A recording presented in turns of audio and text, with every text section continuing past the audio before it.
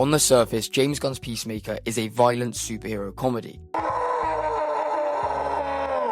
Yet where it differs from other modern superhero television is that the protagonist isn't a man who wishes to become accepted as a hero, but rather about a flawed man who wants to be good, who wants to change but doesn't know how and doesn't believe that he deserves it.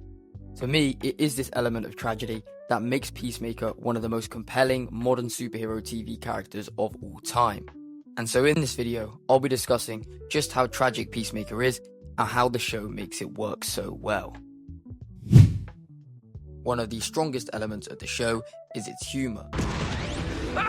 You fucking suck at PowerPoint, Tybeard! Yeah, well, you can do it next time. Yet not because of the jokes themselves, whilst they are great, but rather because it feels so natural. Now, what I mean by this is that all of the humour in the show stems from the fact that he is a flawed character. Chris isn't written to make jokes, but rather he is almost like the joke himself. Peacemaker. What a joke. Despite a huge part of the show focusing on making people laugh, it doesn't feel as if the writers have forced in these comments or these remarks, but instead, almost everything comedic stems from the fact that it's believable that the character would act in this way. For example, Chris says stupid things because he genuinely believes them and was never told otherwise. He's rude and pushes people away because he is never taught how to connect with them. It's almost as if the jokes aren't even written at this point, but rather that the humour comes as a consequence of this character's upbringing, the tragedy, and John Cena's effortless performance. To put this further into perspective, look at Kimiko from The Boys, who, in Season 5, was made to feel almost uncanny through the sheer amount of forced sexual jokes the minute she was made to speak. That makes me feel angry and want to tit slap you. Here, it almost ruins and invalidates the character, as it just isn't believable that the character would act in such a way, making these comments. However, in Peacemaker, this isn't the case. For Chris in particular, the humour feels like a natural extension of his character, yet even the supporting characters also follow this idea.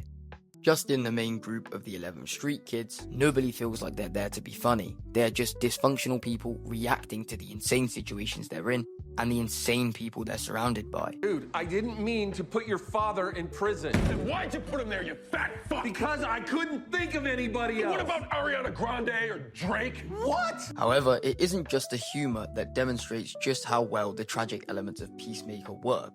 And to explore this further, it's first important to discuss just how Peacemaker is tragic. Peacemaker is never truly rewarded for his actions. He is a flawed man, forced to be a killer by his abusive father, and never truly allowed to think for himself in his attempt to gain approval. Yet, his past actions don't just affect how the world sees him, but also how he views himself.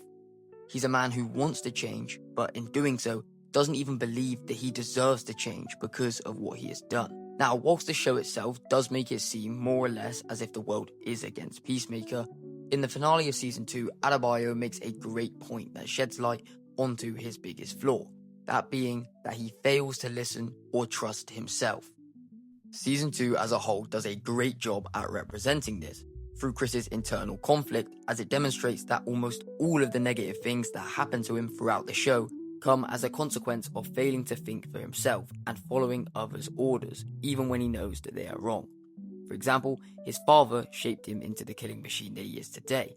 Waller ordered him to kill Flag, and everything that follows in the alternate dimension comes as a consequence of doing what he himself knows was wrong, seeking to live a false life when his reality isn't working out.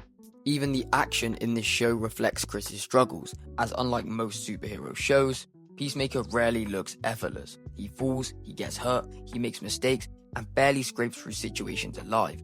And the show is constantly reminding us that being a hero isn't easy for him. We see this perfectly in Season 1, Episode 2, during the flat escape that nicely demonstrates the reality of being a grounded street-tier anti-hero like Peacemaker.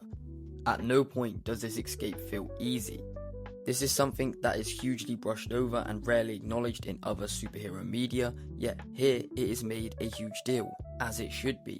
I think it's also worth noting here just how unstereotypical of a superhero TV show this is, as later on this season he does hit a stereotypical superhero landing whilst fighting Judo Master, and this feels incredibly rewarding despite it being something that is, brushed upon and basically seen as basic for any other hero.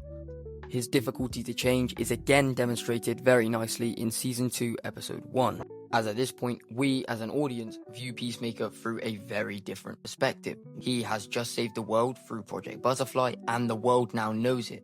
So in any normal superhero show, this will be followed by redemption and great reward.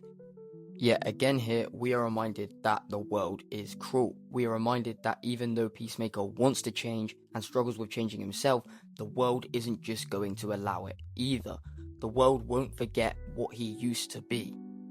We see this very, very well when he attempts to join the Justice Gang, but he is here treated like a joke. He's not listened to, he's made fun of, none of the members of the Justice Gang are listening to him.